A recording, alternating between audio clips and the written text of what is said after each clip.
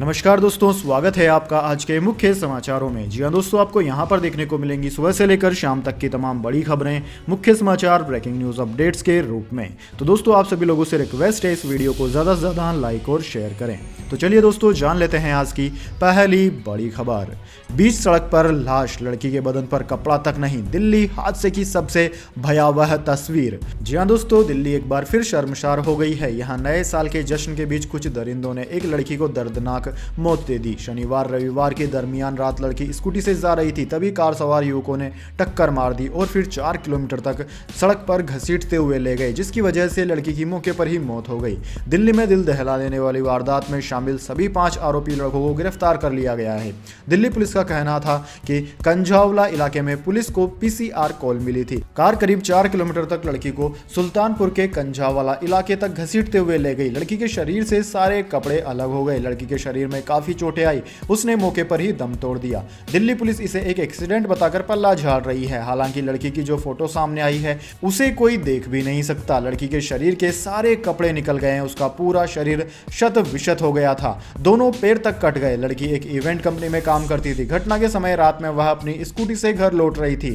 आरोपी लड़कों के बारे में पता किया जा रहा है। पुलिस ने बताया कि स्कूटी के नंबर से लड़की की आइडेंटिफिकेशन की गई। वहीं दोस्तों, दिल्ली आउटर के डीसीपी हरेंद्र के सिंह ने बताया कि पुलिस ने दर्ज कार नंबर के आधार पर आरोपियों को पकड़ लिया। जांच के दौरान आरोपियों ने कहा कि उनकी कार पीड़िता की स्कूटी के साथ दुर्घटनाग्रस्त हो गई थी। उसके बाद वे आगे भागने लगे, लेकिन वे इस बात से बिल्कुल अनजान थे कि उनकी कार में स्कूटी समेत लड़की फंस गई और सड़क पर कई किलोमीटर तक घसीट कर ले गए।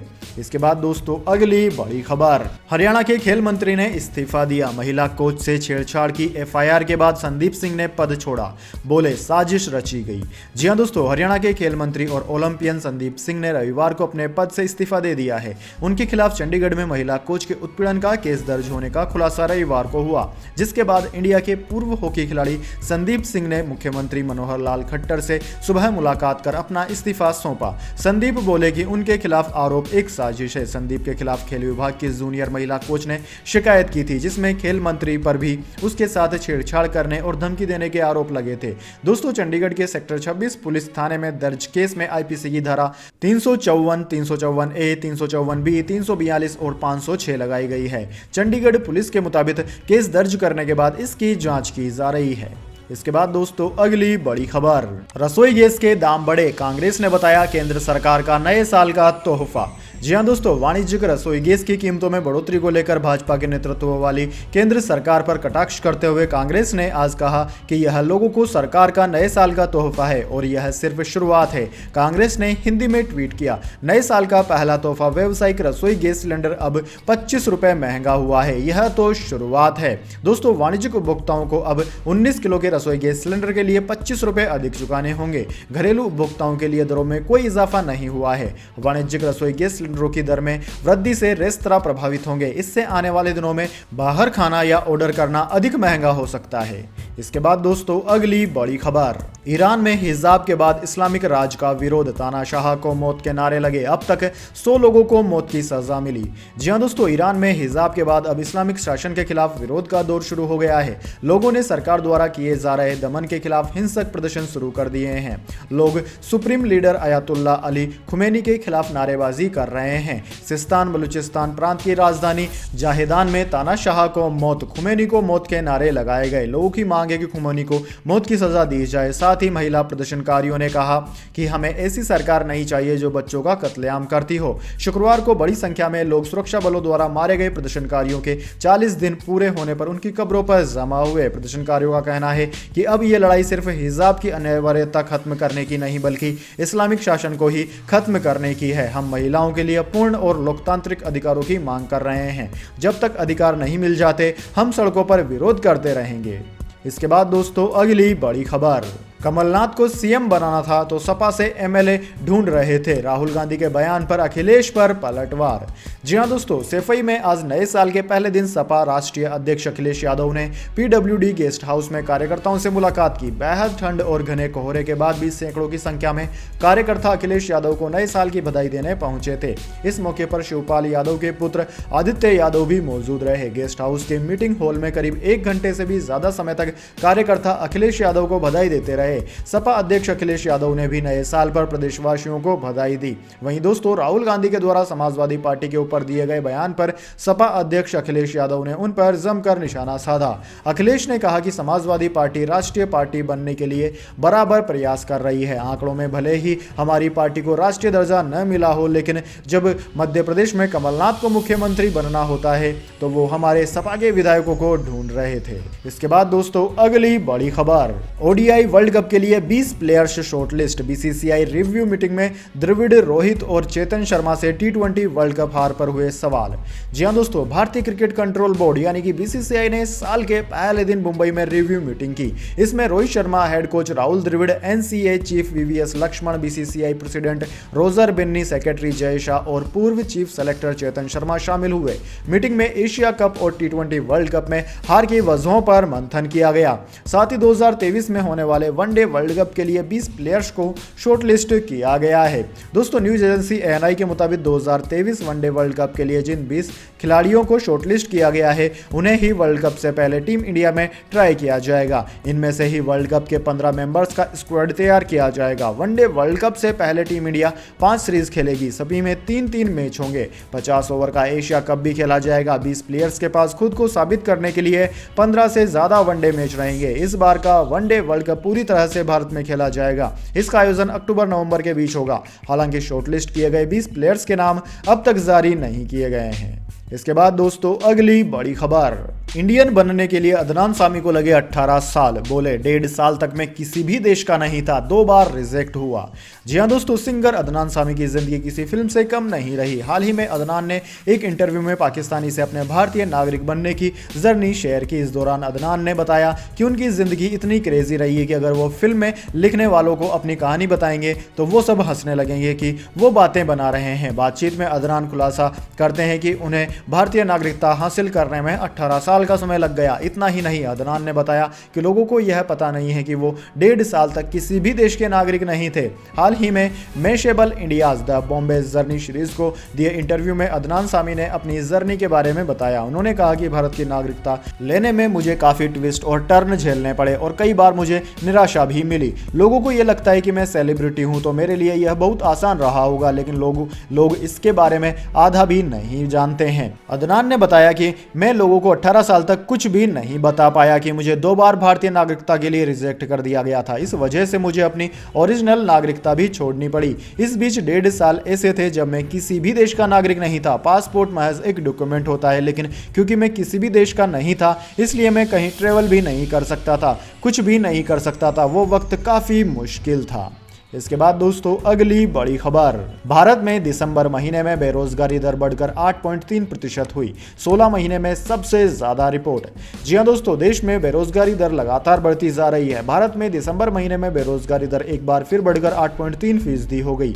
यह पिछले 16 महीने में सबसे ज्यादा है। यह आंकड़े centre for monitoring Indian economy ने जारी किए हैं। पिछले महीने यानी कि नवंबर 2022 में यह आंकड़ा 8% था। आंकड़ों के मुताबिक शहरी क्षेत्र में बेरोजगारी दर दिसंबर में बढ़कर 10.09% हो गई, जो पिछले महीने 8.96% थी। वहीं दोस्तों, जबकि ग्रामीण क्षेत्र में बेरोजगारी दर 7.75% से घटकर 7.44% हो गई है। इसके बाद दोस्तों, अगली बड़ी खबर, एक बच्चे की तरह रो रहे हैं। पीसीबी के खिलाफ रमीज राजा की हालिया बयानों पर पूर्व पाकिस्तानी कप्तान ने कहा। जी हां दोस्तों, पाकिस्तान क्रिकेट बोर्ड के अध्यक्ष पद से हटाए जाने के बाद रमीज राजा ने अपनी बर्खास्तगी पर कुछ सनसनीखेज टिप्पणियां की थी। उन्होंने नए अध्यक्ष नजम सेठी की भी आलोचना की और गंभीर इल्जाम लगाए। राजा की बर्खास्तगी के बाद सेठी को अंतरिम चीफ के रूप में नामित किया गया था। 60 वर्षीय ने यह भी दावा किया है कि उन्हें ऑफिस जाकर अपना सामान लेने भी नहीं दिया गया। उनकी इन टिप्पणियों पर प्रतिक्रिया देते हुए पाकिस्तान के पूर्व कप्तान सलमान भट्ट ने कहा कि रमीज राजा को खुद को भाग्यशाली समझना चाहिए कि नई सरकार ने उन्हें एक विस्तृत अवधि के लिए पीसीबी को संचालित करने की अनुमति दी। भट्ट ने अपने यूट्यूब चैनल पर कहा कि रमीज राजा भाग्यशाली थे कि नई सरकार ने सत्ता में आने के बाद उन्हें कई महीनों तक काम करने दिया, जो आमतौर पर नहीं होता है। यह पहली बार है कि नई सरकार ने अध्यक्ष को सीधे बर्खास्त नहीं किया। इतना ही नहीं, उन्होंने उन्हें सीधे नहीं हटाया, बल्कि उन्होंने भी उनका समर्थन किया। रमीज को हटाने की बात चल रही थी, यह रातों रात नहीं हुआ है। इसके बाद दोस्तों अगली बड़ी खबर, नए साल पर व्हाट्सएप का झटका, इन 49 फोन पर बंद हो गया ऐप, आईफोन और सैमसंग भी है शामिल।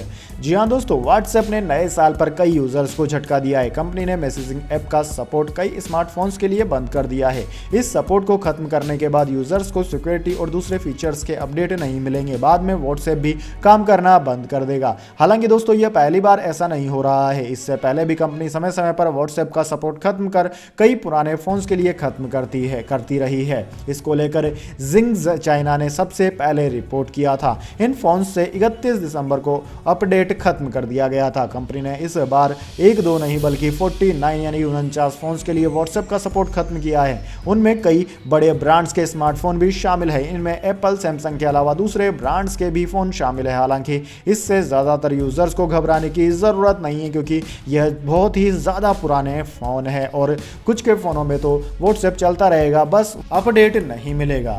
इसके बाद दोस्तों अगली बड़ी खबर, श्री शम्मेद शिखर जी को पर्यटन स्थल घोषित करने के खिलाफ जैन समाज का प्रदर्शन, झारखंड सरकार से है नाराजगी। जी हां दोस्तों, झारखंड सरकार ने जैन समुदाय के तीर्थ स्थानों में से एक श्री शम्मेद शिखर जी को पर्यटन स्थल घोषित किया है। इस घोषणा के बाद से ही जैन समुदाय में झारखंड सरकार को लेकर आक्रोश है। रविवार को देश की आर्थिक राजधानी मुंबई सहित देश भर में झारखंड सरकार के इस फैसले को लेकर लोगों ने विरोध जताया। इसके साथ ही हाल ही में गुजरात के पलिताना में एक जैन मंदिर में तोड़फोड़ की भी घटना घटी थी। इन सब के खिलाफ भारी संख्या में लोग सड़कों पर विरोध प्रदर्शन करने के लिए उतरे।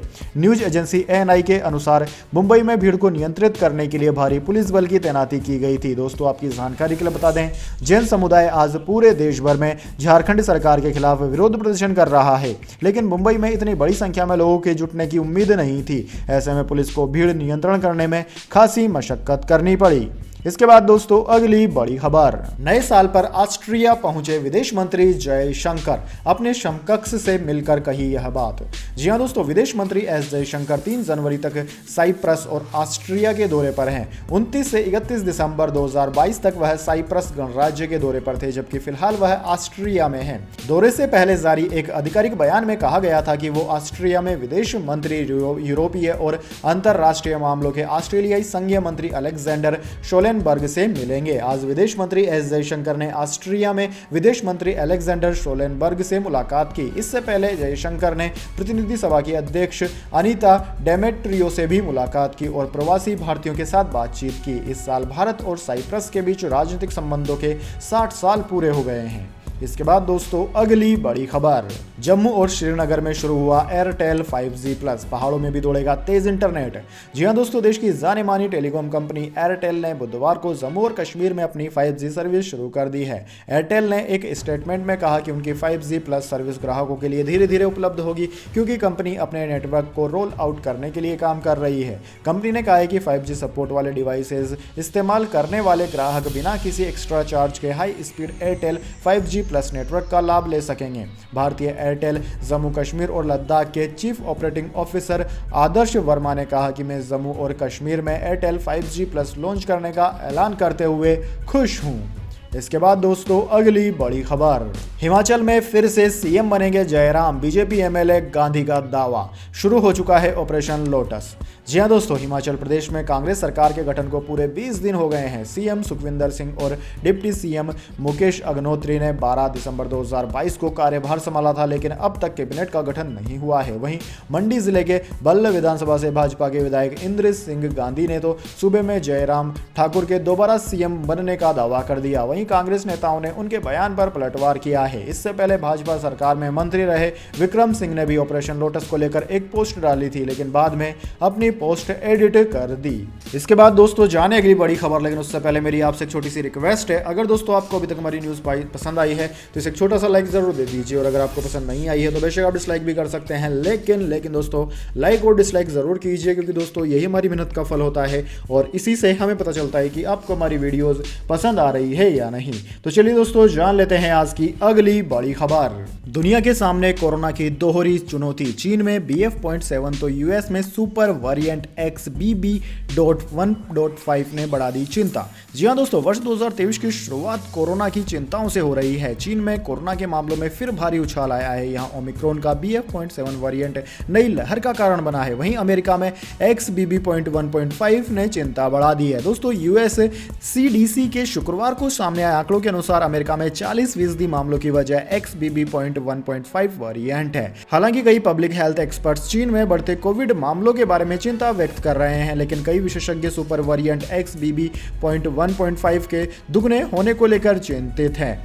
सिनेसोटा विश्वविद्यालय के एक संक्रामक रोग विशेषज्ञ डॉक्टर माइकल ओस्टर होल्म्स ने राइटर्स को बताया कि विडंबना यह है कि दुनिया अभी जिस सबसे खतरनाक वेरिएंट का सामना कर रही है वह वास्तव में XBB है। BA.2 वेरिएंट XBB और XBB.1.5 के रिकॉम्बिनेंट्स 31 दिसंबर को समाप्त सप्ताह के लिए अमेरिका में कुल मामलों का 44.1% थे।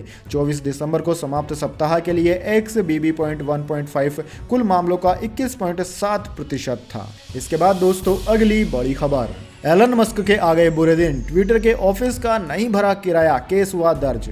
जी हां दोस्तों, दुनिया के सबसे अमीर शख्स रहे एलन मस्क की एंट्री के बाद से ही उनकी कंपनी ट्विटर करीब रोज सुर्खियों में रहती है। इस बार फिर वह नए विवाद से घिर गई है। अमेरिका के सैन फ्रांसिस्को में ट्विटर पर केस दर्ज हुआ है। उस पर आरोप है कि उसने 1,36,250 अमेरिकी डॉलर यानी कि करीब 1,13,00,000 रुपए का किराया नहीं दिया। यह मामला 650 कैलिफोर्निया LLC में रहने वाले मकान मालिक कोलंबिया रिट ने दर्ज कराया। उन्होंने कहा कि ट्विटर ने हार्डफोर्ड बिल्डिंग में 30वें फ्लोर पर किराए का अपार्टमेंट लिया था। अगर उन्होंने 5 दिनों में इसका किराया नहीं भरा तो उन्हें इसका इंजाम भुगतना होगा। ब्लूमबर्ग की रिपोर्ट के मुताबिक ट्विटर ने यह किराया नहीं भरा है। इसके बाद कोलंबिया रिट ने सैन फ्रांसिस्को की स्टेट कोर्ट में मामले की शिकायत की।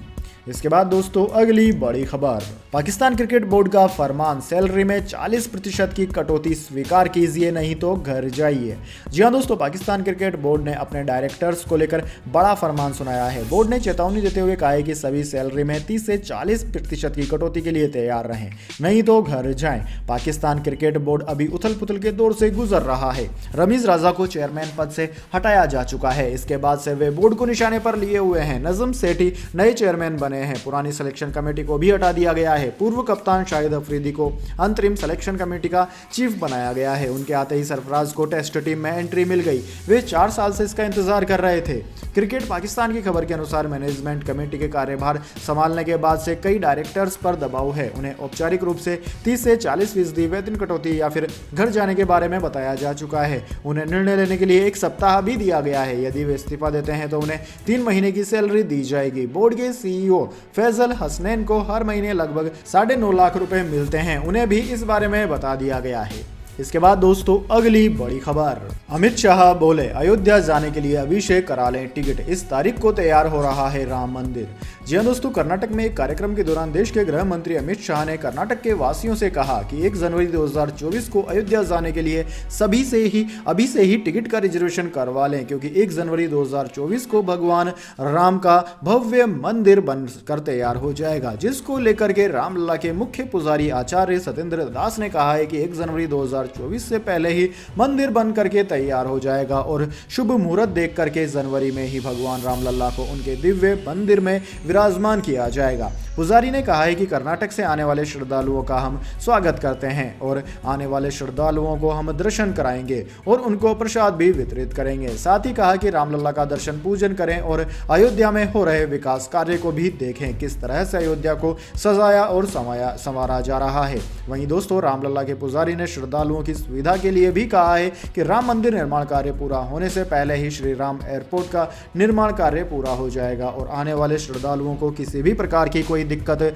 का सामना नहीं करना पड़ेगा। इसके बाद दोस्तों अगली बड़ी खबर, नए साल के पहले दिन भारत में आए 3 भूकंप, अब लद्दाख में धरती हिली, 150 किमी गहराई में था केंद्र।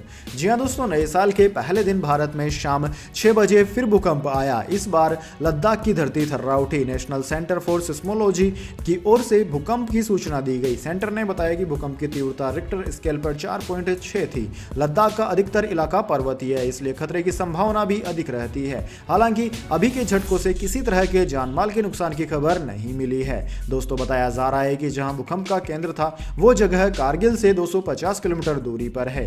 नेशनल सेंटर फॉर सिस्मोलॉजी के मुताबिक भूकंप की गहराई जमीन से 150 किलोमीटर नीचे थी। सेंटर की सूचना में कहा गया है कि लद्दाख में रविवार 1 जनवरी की शाम 6:32 पर भूकंप आया।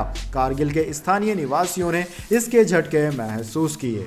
तो दोस्तों यह थी आज की तमाम बड़ी खबरें। इसके बाद दोस्तों बारी आती है आज के माइंड क्यूज क्वेश्चन की। जी हाँ दोस्तों, एक आसान से सवाल का जवाब देकर आप जीत सकते हैं एक अमेजिंग सरप्राइज गिफ्ट हमारे यूट्यूब चैनल की ओर से। तो दोस्तों आज का सवाल आपकी स्क्रीन पर आ चुका है। मार्केट कैप के हिसाब से भारत का सबसे बड़ा बैंक कौन सा है? जी हाँ दोस्तों, अगर आप जानते हैं कि मार्केट वैल्यू के हिसाब से भारत का सबसे बड़ा बैंक कौन सा है, अगर दोस्तों आप जानते हैं उसका नाम, तो जल्दी से कमेंट बॉक्स में लिख दीजिए। अगर दोस्तों आपका जवाब पता एकदम सही और आप चुन जाते हैं लकी विजेता के रूप में, तो आपको मिल सकता है एक अमेजिंग सरप्राइज गिफ्ट हमारे यूट्यूब चैनल की ओर से। तो दोस्तों जल्दी से अपना उत्तर कमेंट बॉक्स में लिख दीजिए, वीडियो को लाइक कर लीजिए और चैनल को सब्सक्राइब करके बेल आइकन भी दबा लीजिए। धन्यवाद। वंदे मातरम। जय हिंद, जय भारत।